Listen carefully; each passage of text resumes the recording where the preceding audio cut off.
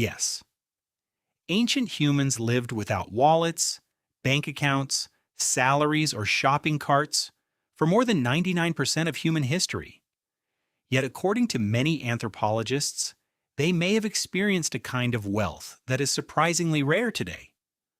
Not wealth measured in numbers, but in time, relationships, and purpose.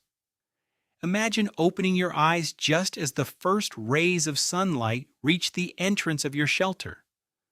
There is no alarm screaming beside your bed, no unread emails waiting for you, no calendar reminding you that you're already late. Your heart isn't racing before you've even stood up. Instead, your body wakes because it has finished sleeping. For almost 300,000 years, this wasn't a luxury, it was simply life. If you had been born into a hunter-gatherer band somewhere in prehistoric Africa, your first thought every morning probably wouldn't have been, "How am I going to make money today?" It would have been much simpler. "Where is everyone? Is breakfast nearby? Is the weather changing?" Your survival depended on food, water, and your community, not on a number stored inside a bank. That sounds frightening until you look closer. Modern life often teaches you that happiness comes after earning enough. Another promotion, a larger house, a newer car, more savings, more investments, more security.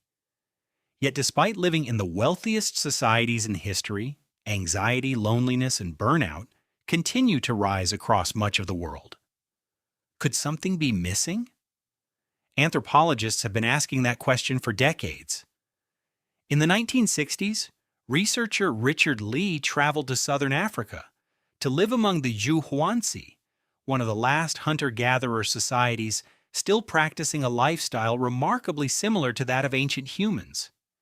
He expected to find people trapped in a constant struggle against starvation. Instead, he found something completely unexpected. Most adults spent only around 15 to 20 hours each week gathering food or hunting. The rest of their time was spent talking, laughing, repairing tools, visiting friends, caring for children, dancing, and resting beneath the shade of trees. This discovery shocked many scientists. The old image of prehistoric life as endless suffering suddenly looked far less convincing. Later anthropologist Marshall Sahlins famously described hunter-gatherers as the original affluent society, not because they possessed more, because they needed less. Think about that for a moment. Modern economies often encourage endless desire. Every advertisement quietly whispers that happiness is one purchase away. Ancient humans lived inside an entirely different equation. Once everyone had enough food for the day and enough tools to survive, there was little reason to endlessly accumulate possessions. After all, everything had to be carried. Imagine trying to migrate hundreds of miles while dragging 20 boxes of belongings behind you. You wouldn't. Every object had to justify its own weight. A stone knife, a spear, a fire-making kit, a few animal skins. That was enough. Owning less didn't necessarily feel like sacrifice. It felt like freedom. Without closets full of forgotten objects, ancient people spent less time managing possessions and more time living. Their wealth wasn't stored inside buildings. It existed inside relationships. Among the Hadza people of Tanzania, another modern hunter-gatherer society, studied by researchers including Frank Marlowe and James Woodburn, food sharing remains one of the strongest social rules. A successful hunter who returns with a large animal doesn't become rich overnight. He doesn't lock the meat inside a freezer or sell it to the highest bidder. He shares it. Tomorrow someone else may be lucky instead. Generosity wasn't simply kindness, it was insurance. In a world where fortune constantly changed, your greatest investment wasn't gold, it was people. If you helped others today, others helped you tomorrow. That invisible network of trust often proved more valuable than anything money could buy. James Suzman, who spent years studying the Zhuangzi, noticed something else that feels almost unbelievable today. Many people simply stopped working once enough food had been collected. Imagine finishing your responsibilities before lunchtime and deciding that was enough. No overtime, no side hustle, no guilt for relaxing. Productivity wasn't treated like a moral virtue. Survival was. Once survival had been achieved, life could continue. Children played. Adults talked around fires. Stories stretched late into the evening beneath skies untouched by city lights. Those stories weren't merely entertainment.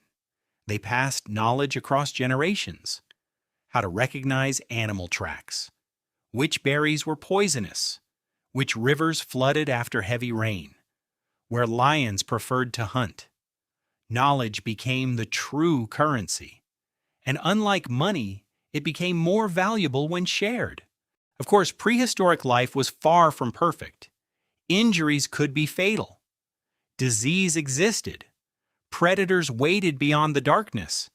Drought could destroy entire landscapes. Nobody should romanticize the Stone Age.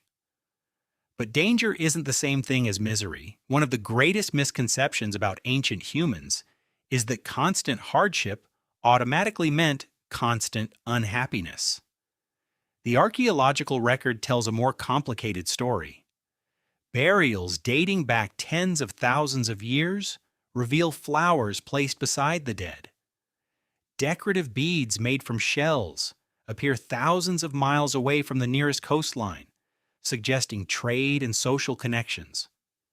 Cave paintings at Chauvet Cave in France and Sulawesi in Indonesia show breathtaking artistic skill that required time, patience, and imagination.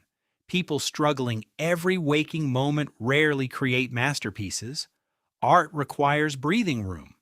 So does friendship. So does love. Ancient humans also understood something your brain still remembers today. Movement wasn't exercise, it was simply life. You didn't drive to a gym after sitting for 8 hours. You walked because food was somewhere else. You climbed because fruit hung above you. You carried children because they couldn't keep up. Every movement had meaning. Modern fitness often tries to recreate what ancient life naturally provided. Sleep worked differently too.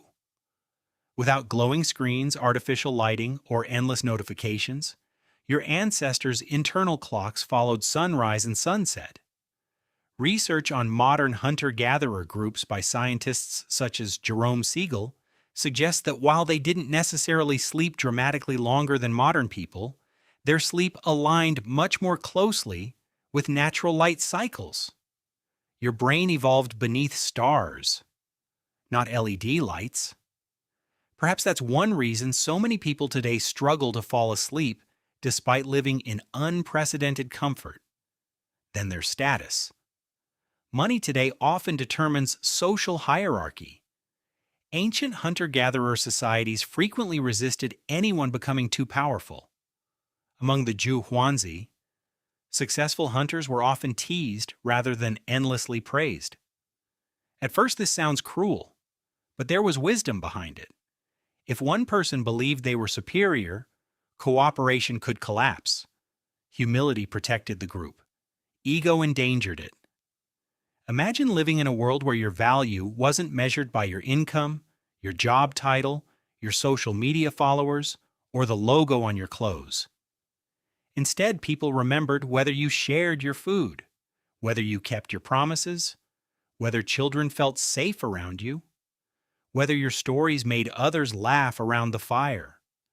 Those qualities couldn't be bought, they had to be earned. Then something extraordinary happened around 12,000 years ago.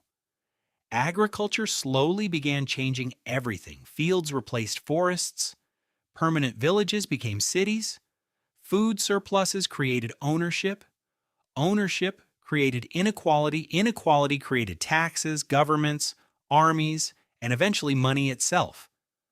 None of those developments were entirely good or entirely bad. Agriculture allowed civilizations to flourish.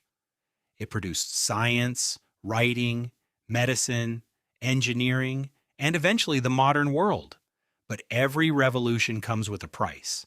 The average workday became longer, social classes appeared, competition intensified, success became something that could be counted: coins, land, livestock.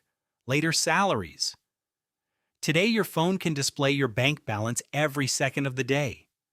Your ancestors never experienced that constant reminder of what they lacked. Their comparisons stayed local. Ours are global.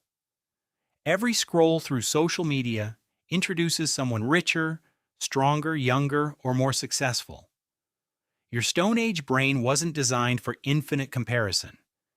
It evolved inside communities of perhaps 150 people, not billions. That doesn't mean money is evil. Money solves countless problems. It buys medicine, education, safety, opportunity. The problem begins when money quietly transforms from a useful tool into the definition of a meaningful life. Ancient humans remind you that these are not the same thing. Richard Lee's research, James Suzman's observations, Marshall Sahlins' ideas, and decades of archaeological discoveries all point toward a surprisingly simple lesson. People don't become happy merely because they possess more. They become happier when they feel connected, useful, respected, and secure within a community. Those needs haven't changed in hundreds of thousands of years. Your smartphone is new, your brain is ancient, it still craves conversation more than notifications, purpose more than possessions, belonging more than status. Perhaps that's why some of your happiest memories cost almost nothing. Watching a sunset, laughing with friends, sharing dinner with family, sitting beside a campfire. The fire may have become a dining table, the hunting party may have become co-workers or neighbors, the cave may have become a house. But the human heart has changed far less than the modern world surrounding it. Ancient humans weren't happier because they had nothing. They were happier because they understood exactly what was worth having.